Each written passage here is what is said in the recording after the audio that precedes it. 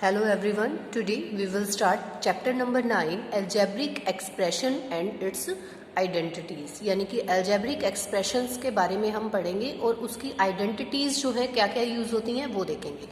अब हमारा पहला जो है वो थिंग आती है क्या, व्हाट आर एक्सप्रेशंस, क्या होती हैं एक्सप्रेशंस, क्या होती हैं। तो देखो जैसे x+3 है, 2y-5 है, ये सारी हमारी जो है एक्सप्रेशन कहलाती हैं।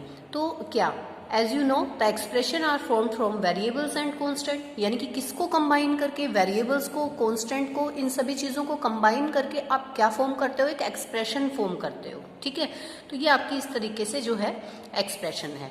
ये आपकी नंबर लाइन के ऊपर एक्सप्रेशन दिखा रखी है, नंबर लाइन एंड एक्सप्रेशन। तो देखो जैसे कि ये 0 पॉइंट है, यहाँ पे आपने x लिया, यहाँ पे p लिया, इसके बीच का जो डिफरेंस है वो मान लीजिए 5 है और इसके बीच का डिफरेंस ही स्मॉल x में हमने डिनोट किया है। तो ये पूरी जो है इक्वेशन किसको शो करेगी, OP किसको शो करेगी, x+5 को।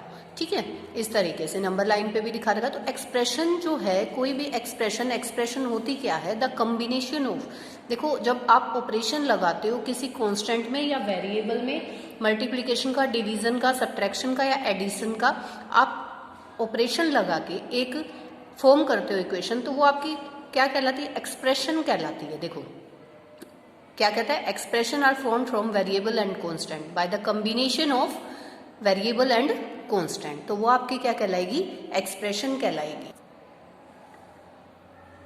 देखिए जैसे अब आपके पास आ जाता है टर्म्स, फैक्टर्स एंड कोफिशिएंट, ये सारे एक्सप्रेशन के अंदर होता है। देखो टेक द एक्सप्रेशन, अब एक एक्सप्रेशन 4x+5 इन्होंने ले ली, this expression is made up 2 terms. तो यहाँ पे 2 टर्म्स हैं, देखो अलग अलग से 2 टर्म्स हैं, 4x एक अलग टर्म है, 5 एक अलग टर्म है, क्योंकि यहाँ पे दोनों पॉजिटिव है तो पॉजिटिव में ही रहेंगी। तो आपकी टर्म्स कौन सी होगी, 4x एंड 5। तो ये तो टर्म्स होती हैं बेटा, जो एक्सप्रेशन बनती है ना उसकी, ये जो प्लस के साइन से ये पहले वाली ये एक टर्म है, ये दूसरी टर्म है। ठीक है, तो अब ये कहता है term are added to from expressions. ठीक है, ऐड होती है, सब्ट्रैक्ट होती है। Terms themselves can be formed as product of factors. अब टर्म्स कैसे बनती है, जैसे आपके पास 4x है तो 4 × x है ना, 4x का मतलब क्या हुआ, 4 × x, तो ये प्रोडक्ट से ये इसके फैक्टर हो गए। जैसे आप फैक्टर नहीं करते हो, प्राइम फैक्टराइजेशन या जो भी करते हो, तो ये क्या हो गए, इसके फैक्टर हो गए। यानी कि कोई भी टर्म है वो किससे बनेगी, प्रोडक्ट ऑफ फैक्टर्स। तो ये आपके फैक्टर्स हो गए। अब कोफिशिएंट की बात करें तो कोफिशिएंट जो वेरिएबल के आगे जो नंबर होता है, कांस्टेंट नंबर होता है, वो आपका क्या कहलाता है, कोफिशिएंट। जैसे अब ये x है, ये वेरिएबल है, यहाँ पे तो कोई वेरिएबल ही नहीं है, ये तो कांस्टेंट टर्म हो गई है ना। x से पहले 4 है तो 4 क्या हो गया, 4 is the coefficient of x। ठीक है, the term 5 is made up of just one factor, so 5. The expression this term इसकी ये 2 हो गई, and the 7xy and product of 7x and y, तो ये आपका जो है फैक्टर्स हो जाएंगे। और कोफिशिएंट जब आपसे पूछेगा तो कोफिशिएंट क्या होगा, जैसे अब y का कोफिशिएंट है तो 7x हो जाएगा, है ना, xy का कहीं तो 7 हो जाएगा, x का कहीं तो 7y हो जाएगा। जिसका कोफिशिएंट हमसे पूछा है ना उसको छोड़ के बाकी जो उसकी टर्म बच गई है वो आपकी कोफिशिएंट कहलाएगी। ये 7 हो गया। ठीक है, तो इस तरीके से आप इसको कर सकते हैं। फिर आपका आ जाता है मोनोमियल, बाइनोमियल एंड पोलिनोमियल। तो देखो मोनोमियल का मतलब क्या होता है, मोनोमियल, देखो मोनोमियल के अंदर an expression that contains only one term is called monomial, जिसके अंदर केवल एक ही टर्म हो। जैसे कि 4x है, ये एक एक्सप्रेशन है लेकिन इसमें एक ही टर्म है, वन टर्म है, तो ये क्या है, मोनोमियल। बाइनोमियल में जैसे 4x+2 करें, चाहे टर्म कांस्टेंट हो कैसी भी हो, लेकिन दो टर्म्स हो, इसमें 2 टर्म्स हैं। ट्रिनोमियल में 3 ले लो, जैसे आप ले सकते हो 4x² + 2x + 1, तो ये आपकी 3 टर्म्स हो गई ना। चाहे वो देखो डिग्री 1 में हो, 2 में हो, 3 में हो, डिग्री मतलब उसकी जो पावर होती है, हाईएस्ट पावर होती है, तो इसमें 3 टर्म्स है, तो ये क्या आपकी है, ट्रिनोमियल। ठीक है, अब एक हमारे पास आता है लाइक टर्म्स। देखो लाइक टर्म्स और अनलाइक टर्म्स, लाइक और अनलाइक, जिसका वेरिएबल पार्ट, जिन टर्म्स का वेरिएबल पार्ट बिल्कुल सेम होता है वो लाइक टर्म्स होती हैं, और जिनका सेम नहीं होता यानी कि डिफरेंट होता है वो अनलाइक टर्म्स होती हैं। देखो जैसे कि मैं अब ले लेती हूँ 4x और 7x तो ये आपकी क्या हो गई, दोनों की दोनों अलग से, ये दोनों टर्म्स आपकी लाइक टर्म्स हैं। अनलाइक में अगर मैं लेती 4x स्क्वायर ले लूं और 7x ले लूं, तो देखो ये तो x स्क्वायर है और ये इसकी पावर 1 है, तो ये तो अनलाइक हो गया ना, क्योंकि ये तो x स्क्वायर है और ये x है। तो अनलाइक में उसका जो वेरिएबल पार्ट्स है वो अलग डिफरेंट रहेगा, यानी कि वो देखो ऐसे भी सेम होना चाहिए, जैसे x है इसकी पावर 1 है, पावर 1 है। यहाँ पे देखो ये x तो सेम है वेरिएबल तो, लेकिन देखो इसकी डिग्री 2 है और इसकी क्या है 1 है, तो ये अनलाइक हो जाएगा। ठीक है, और टर्म्स, फैक्टर्स और कोफिशिएंट के बारे में मैंने आप लोगों को बता ही दिया है बुक से। ठीक है, तो अब हम एक्सरसाइज पढ़ेंगे। Now come to exercise 9.1. Identify the terms, their coefficient for each of the following expression. यानी कि आपको एक्सप्रेशन दी गई है और वहां से आपने उसकी टर्म्स बतानी है और कोफिशिएंट बताना है। तो फर्स्ट क्वेश्चन है 5xyz स्क्वायर माइनस 3zy। तो यहाँ से सबसे पहले आप टर्म का बनाइए, देखो टर्म का एक कॉलम बनाइए, कोफिशिएंट का बनाइए। तो टर्म आपके पास देखो ये एक अलग से टर्म है, ये एक अलग। अब जब प्लस होता है तो लगाने की जरूरत नहीं है, देखो मैंने कोमा लगा रखा है बीच में, एज इट इज नहीं लिखा इसको। तो 5xyz स्क्वायर तो एक अलग से टर्म हो गई, और माइनस 3zy क्योंकि इसके आगे माइनस का साइन था, क्योंकि वो एडिशन से होती है ना, एक दूसरे से कनेक्ट। अगर माइनस आ जाए तो यहाँ माइनस आपको शो करना है। कोफिशिएंट क्या रहेगा, अब कोफिशिएंट देखो इसका coefficient xyz square, variable part को छोड़ के केवल ये जो कांस्टेंट टर्म है ये कोफिशिएंट हो गया 5, और यहाँ से zy का कोफिशिएंट -3 हो गया, तो ये कोफिशिएंट हो गया। तो इसी तरीके से आपने जो है सारे क्वेश्चंस करने हैं। जैसे कि सेकंड पार्ट देखिए, सेकंड पार्ट में हमारे पास है 1 + x स्क्वायर। तो यहाँ आप टर्म्स अगर बताते हो, टर्म्स आपकी जो है 1x और x स्क्वायर रहेंगी।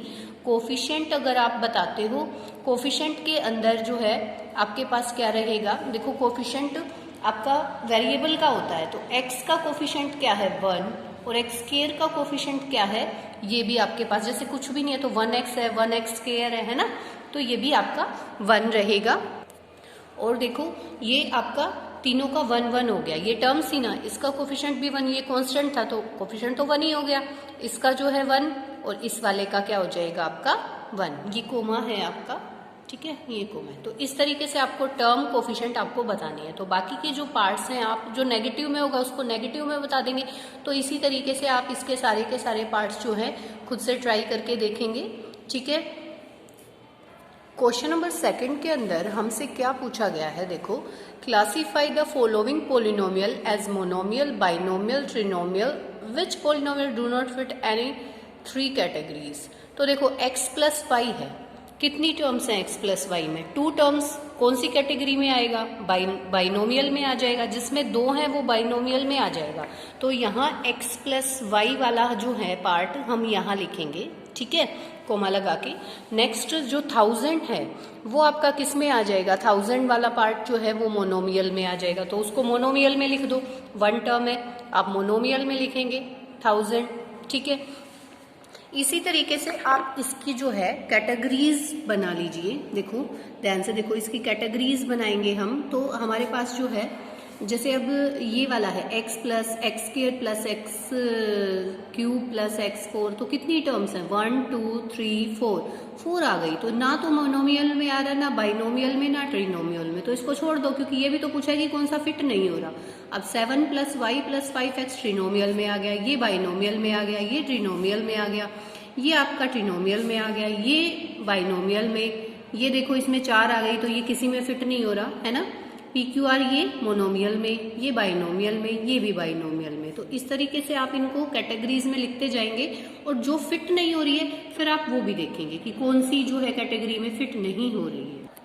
तो ये देखिए, देखो बाइनोमियल्स में तो ये आगे 2 टर्म्स वाले मैंने इसमें देखो सारी कैटेगरीज बना दी हैं। ये 2 टर्म्स वाले बाइनोमियल में आ गए, 1 टर्म वाले मोनोमियल में, और ट्रिनोमियल में 3 टर्म वाले आ गए, जिसमें 3 टर्म्स हैं। ठीक है, अब क्या है, 2 एक्सप्रेशंस हमारी ऐसी रह गई जिनके अंदर 4 टर्म्स थी, तो वो तो ना तो मोनोमियल में आ रहा है, ना बाइनोमियल में, ना ट्रिनोमियल में। तो ये क्या होगा, do not fit any of 3, यानी कि इन तीनों में से किसी में भी ये वाली जो 2 टर्म्स हैं, एक्सप्रेशन है, वो किसी में भी फिट नहीं हो रही हैं।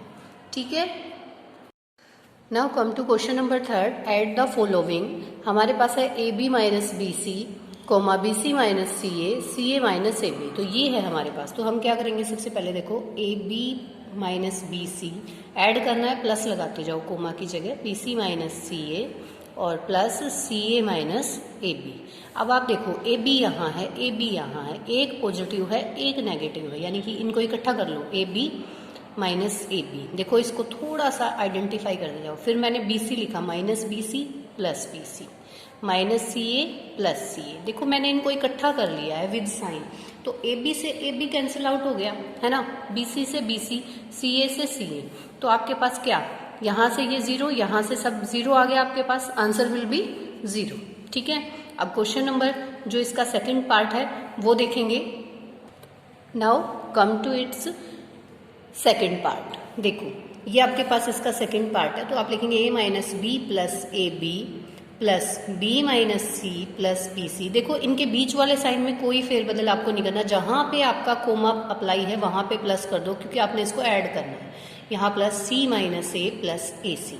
अब देखो सबसे पहले ए है, ए को लिखेंगे, फिर देखो ए कहीं है, ये रहा माइनस ए। इसको थोड़ा सा आइडेंटिफाई ऐसे करते जाओ डॉट लगा के, या जैसे भी आपको जो है ठीक लगे। माइनस बी प्लस बी, ये देखो यहाँ से मैंने माइनस बी प्लस बी कर दिया। फिर ए बी की बारी आई तो प्लस ए बी, और आगे देखो कोई ए बी है, आई थिंक कोई भी नहीं है, देखो है ना, बी हो चुकी, ये बी हो चुका है। अब माइनस सी और प्लस सी ये वाले हो गए। ठीक है, अब बी सी प्लस बी सी और प्लस ए सी। ठीक है, मैंने देखो जो लाइक थे ना, लाइक को इकट्ठा कर लिया है विद देयर साइन। तो ए से तो ए कैंसिल आउट बेटा, बी से बी कैंसिल आउट, सी से सी कैंसिल आउट। आपके पास क्या बचा, a b plus B C plus a c. ठीक है, तो ये आपका जो है आंसर हो जाएगा। इससे आगे इसको हम क्या सोल्व करेंगे, इतना ही सोल्व कर पाएंगे। ठीक है, now come to its third part. Third part के अंदर हमारे पास जो है ये गिवन है, तो हम लिखेंगे 2p square Q square minus 3p Q plus 4 plus 5 plus 7p Q minus 3p square Q square. ठीक है, केवल मैंने कोमा की जगह प्लस लगाया, बाकी एज इट इज इसको नोट किया है। अब देखो 2p स्क्वेयर क्यू स्क्वेयर ये मैंने लिखा, तो 2p स्क्वेयर क्यू स्क्वेयर देखो कहीं है, ये रहा, माइनस का 3p स्क्वेयर क्यू स्क्वेयर। ठीक है, क्योंकि हम इसको विद साइन यहाँ पे नोट करेंगे, तो ये दो हम नोट कर चुके हैं। 3p Q minus 3p Q, फिर 7 प्लस का 7p Q plus 4 and plus 5। देखो मैंने ये लाइक टर्म्स को इकट्ठा कर लिया है। अब इनको जो है सोल्व करने में आपको बहुत इजी रहेगा। अब देखो 2p square Q square plus का है, minus 3p square Q square है, तो एक प्लस एक माइनस होता है, तो क्या करते हैं उसको सब्ट्रैक्ट करते हैं, यानी 3 बड़े में से छोटे को माइनस कर देते हैं, बड़े वाले टर्म में से छोटे को कर देते हैं, क्योंकि इनका देखो वेरिएबल पार्ट सेम है, तो ये लाइक टर्म्स हैं दोनों, तो इन्हीं को हम कर सकते हैं। अब देखो यहाँ पे हमारे पास 1p स्क्वेयर क्यू स्क्वेयर बच जाएगा, वो भी कैसा, माइनस का। ठीक है, 1 time p square Q square बच गया, क्योंकि 3 में से 2 1 बचा, तो इसको 1 को आप लिखना चाहो ऐसे लिख भी सकते हो, 1p स्क्वेयर क्यू स्क्वेयर, और माइनस का क्योंकि बड़े वाले जो इंटीजर है उसके आगे आपका माइनस का साइन है। आप देखो माइनस का 3p क्यू है प्लस का 7p क्यू। देखो मैं लाइक को ही सोल्व कर रही हूँ बेटा, ये p क्यू ये p क्यू, ये p स्क्वेयर क्यू स्क्वेयर ये p स्क्वेयर क्यू स्क्वेयर। तो आप ये जरूर देखें, मैंने इसीलिए लाइक और अनलाइक का आपको डिफरेंस बताया था कि लाइक में हम कैसे करते हैं, अनलाइक में हम कैसे करते हैं। ठीक है, अब ये यहाँ से एक प्लस एक माइनस है, तो बड़े में छोटे को सब्ट्रैक्ट कर देंगे। 7 से 3 4 आ गया, 4p क्यू आ गया, और कैसा, प्लस का 4p क्यू। ठीक है, प्लस का 4 और प्लस का 5 यानी प्लस का 9। तो ये आपके पास जो है आंसर फाइंड आउट हो जाएगा। ठीक है, इस तरीके से इसका एक पार्ट, लास्ट पार्ट मैं आप लोगों के लिए जो है छोड़ रही हूँ, उसको आप खुद से ट्राई करके देखना।